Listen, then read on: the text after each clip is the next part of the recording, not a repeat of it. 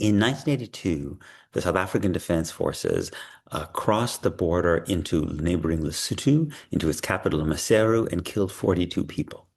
In 1985, the South African Defense Forces crossed into neighboring Botswana, attacked its capital, Gaborone, and killed 12 people. In 1987, the South African Defense Forces executed an attack in Zambia, in the town of Livingstone. In 1986, the leader of Mozambique, Samora Machel, died in mysterious circumstances, and many people believe, although it's not been proved, that South Africa may have had a hand in his death. Over all of the course of the 1980s, South Africa attacked 6 of its neighbors. Now, why am I saying any of this? Because there's a clear parallel between what South Africa was doing during the 1980s under apartheid and what Israel is doing now. Why was South Africa attacking these neighbors?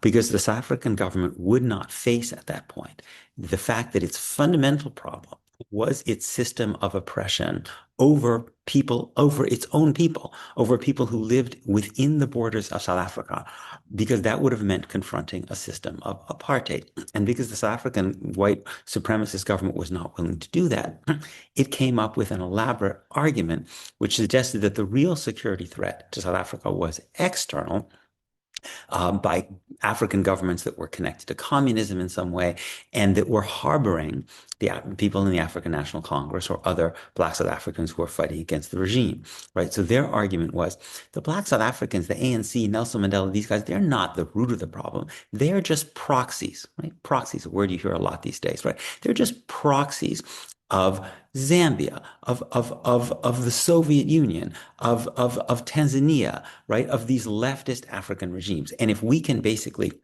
cow or even topple these regimes in Southern Africa, then we won't have a problem with the ANC or Black South Africans anymore who don't like to live under apartheid, right?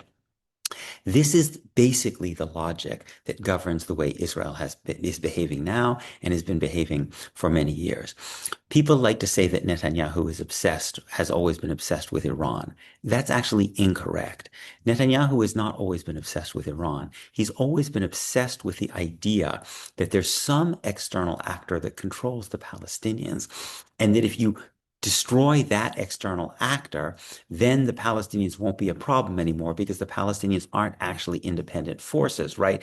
They're just the tentacle of the octopus, which is another phrase you hear a lot from Israel and its supporters, right? So before Netanyahu was obsessed with Iran, back in the 1980s, at the beginning of his political career, he was obsessed with the Soviet Union. He said, Israel's real problem, the real problem in the Middle East is the Soviet Union. They control the PLO. Then after that, when the Soviet Union fell, he started talking about Saddam Hussein's Iraq. They were the real problem. People will remember that he famously testified in favor of invading Iraq after 9/11.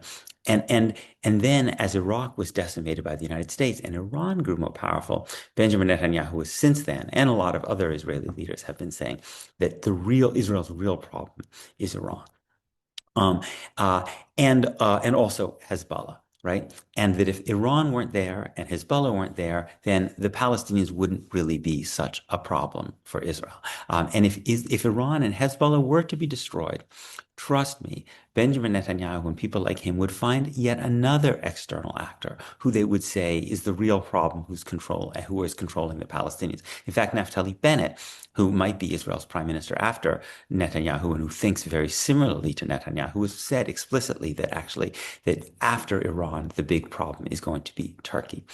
All of this stems from the same fundamental problem, analytical problem, moral problem that governed apartheid South Africa, a failure to look in the eye, your system of oppression, and to recognize that that system of oppression is always going to produce resistance from within, from the people who are being oppressed. Some of that resistance will be ethical and nonviolent, or in accordance with international law. Some of that resistance may be violent and kill civilians, but there will be resistance, violent and nonviolent, within the principles of international law and outside the principles of international law. There always is, when you are fundamentally oppressing a group of people and denying them their basic rights. And the fundamental misconception, what's fundamentally wrong about the way Israel thinks about Iran and Hezbollah, is basically the same problem that was wrong about the way that South Africa saw Tanzania and Zambia, and for that matter, the Soviet Union, which was to think that they were the problem. In fact, we know that Iran has said that if there were a peace agreement with the Palestinians in accordance with the Saudi peace initiative, they said this many, many years ago. They went to the Bush administration and said, listen, we will endorse the Saudi Arab peace initiative if the Palestinians say that they have their own state and their grievances with Israel are over. We will accept that.